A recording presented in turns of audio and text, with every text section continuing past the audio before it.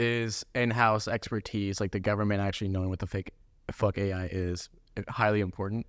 And then two, if it is, how would they get those people on board? Like, because if you're in this science field at all, in engineering field, do you want to work for the government or do you want to be in that high tech, like front of line? They want to build. They want to build on the front lines. Exactly. Yeah, what entrepreneur like that would want to go in the government? Like, what would you even have to pay them? What would you have to promise them? What would you?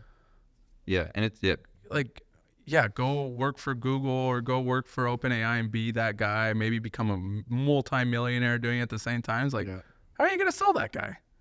Like, how do you sell him? You do sell him, but that's by keeping him under OpenAI and then putting him in, and then now he's doing both.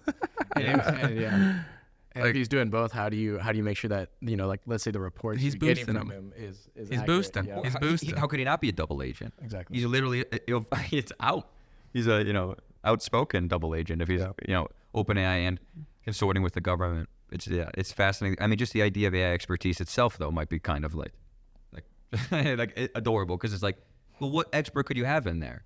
It's like, there's 1,000 different labs that are perhaps scratching at the surface of, again, the human ability to literally destroy the solar system. Like, perhaps we all know that. Have you ever, to use a procreative metaphor, when all the sperm reach the egg and thousands of sperm are trying to penetrate the egg. Sorry. I'm sorry to be very inappropriate, but it's genuinely, of course, the metaphor of perhaps thousands of labs scratching as hard as they can, as trying with all of their resources and all of their brain power to solve this, to penetrate this next level of technology. And it's just fascinating. It's like, have your experts. Even if you have Sam Altman in the head of Google Gemini, just for laughs, have him in there. But Just for the laughs. yeah, they can try to have experts, and they should. But what do we do not try? No, exactly. But that's the thing is, I'm not against trying. Like Trump brought in a council, Elon Musk and stuff. But then it becomes a publicity thing where, like, now if you leave the council when Trump, blah blah does something, it's like it becomes almost just publicity, and so much of politics is performative, and so much of even like bureaucracy is performative. Like, so it's like at a level, the difference between rubber meets the road, saving humanity, versus politicians making a show of trying to steer, trying to do something. It's just so amazing. We just don't have any idea how much daylight might be between there. But hell yeah, dude, let's try, bro. It's seriously, what do you do not try? We gotta try. Oh yeah, that's why people like us need to just keep talking about it, get it out there, get more people listening, thinking about it, because this shit is coming, and it's coming fast. It's inevitable. Yeah, and I guess in a way it's like inevitable to have like some form of regulatory capture. I guess I just want to have as little of that as possible and as high scrutiny as possible to the bigger companies that are like really leading this. But everything about this is interesting. Like, how do you even define like the different tiers? So right now, the tiers are defined by flops or like computing power, but also like the systems are going to get more efficient over time. Yeah, because what did David Shapiro said? He's like, that's not even. He's like, I don't know who said that was the way to do it, but he's like, there's going to be very smart systems and that are so destructive that are half that size. Like, it does, like the size won't matter if the tech's getting better and blah blah blah and it's trained on something specific. Like, that's irrelevant. That's literally irrelevant. So we already are starting off with the government just not knowing what the hell they're doing. But that's the thing is when you're actually trying to solve a problem, which is what the government's trying to do, though it may be impossible, they're trying. And that's the thing is you have to start somewhere. You actually have to fucking put something on paper and go, and then we how do we classify it? And then it's iteration one. It's like the same way if you're going to put out a podcast or something, it's like you have to start and you have to put something out or create something. And it's never going to be perfect. But it's also like you have nothing, and then you have to something. And you have to go 0 to 1. And what they're doing in terms of, I would say, the government. It's a draft. I applaud them. It's like they're going from 0 to 1. They're like, well, we're putting pen to paper. Oh, you have some ideas? Well, send them in. And, easy to criticize from the sidelines. They're like, we're in here trying to steer this ship. That's true. And it's nowhere near as harsh as the Europeans. Definitely. Exactly. That's a good point. No, that's a good point. But like I said, what do we do? Not try. Exactly. We got to try, and we can keep iterating and hopefully try to capture more of that nuance. But again, government bureaucracy. I don't know how much it can, but hey, we'll try. Yeah, we just got to keep poking, prying, and talking about it really until we're happy with it.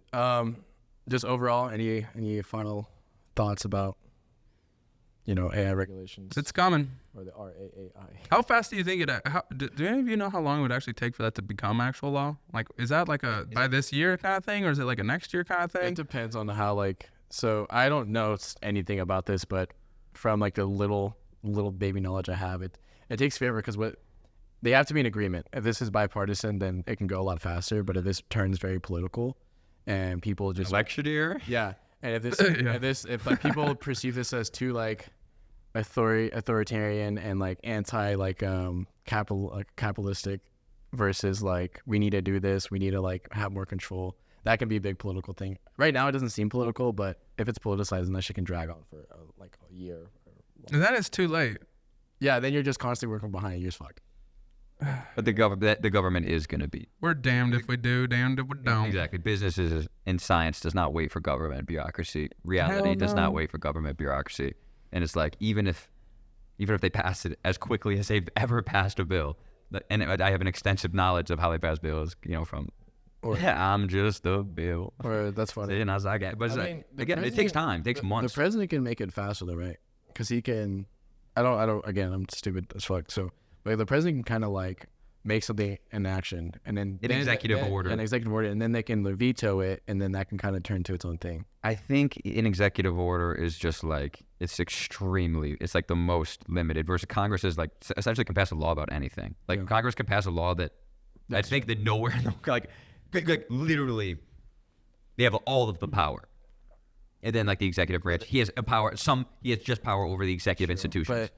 But like you can say it's national. I mean, this is clearly national security. Oh, that's And the that thing is kinda once you trumps- impose that. Yeah, that trumps. But that's the thing is Do you need proof, I don't though? even know that Biden would be involved in that. Like the NSA, the CIA, like they have the most advanced AI labs in the world. I'm assuming, and if they don't, they penetrated, and the CIA is in the best, Japanese, South Korean, Chinese labs.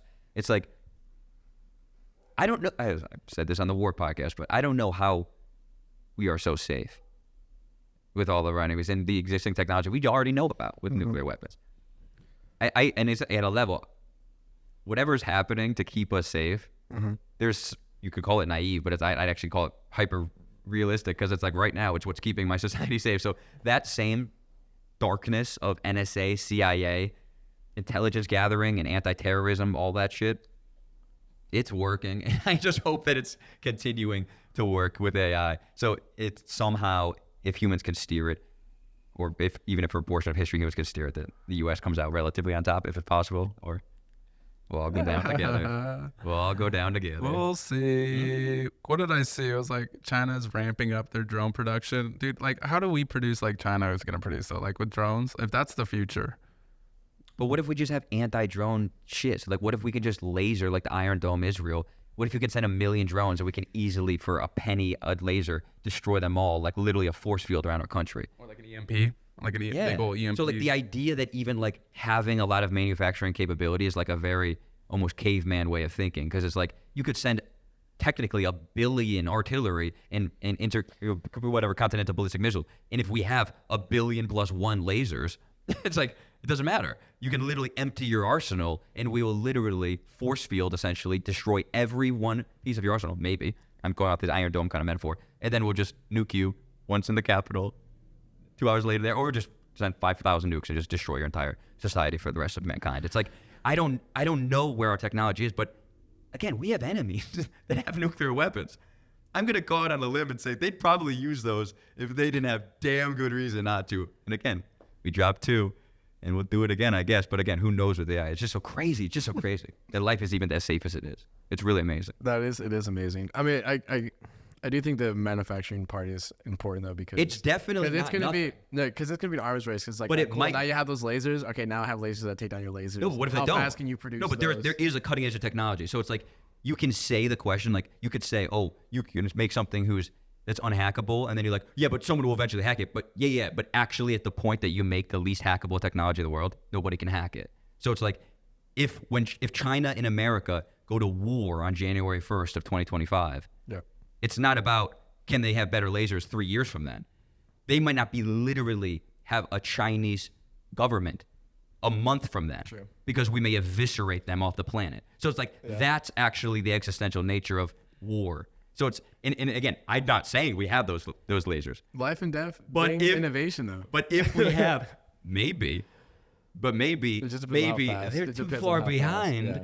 and maybe Uncle Sam did the research and Little got us. off topic for sure.